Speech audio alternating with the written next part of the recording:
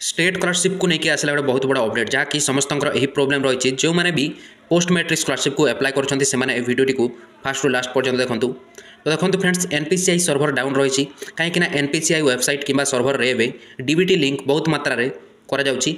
से सर्भर रू state scholarship बढ़िया सर्भरटा ए पाखे काम करूना जहाँकि आम currently the NPCI service is not operational we request your kind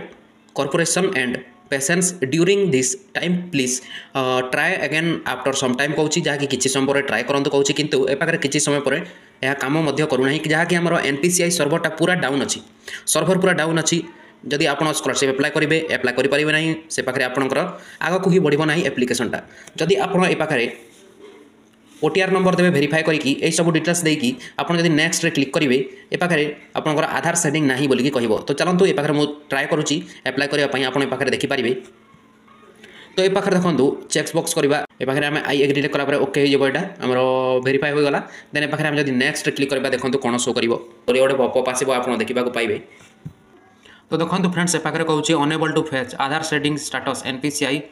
माने please try again after some time से ही कहूँ जमी पाखे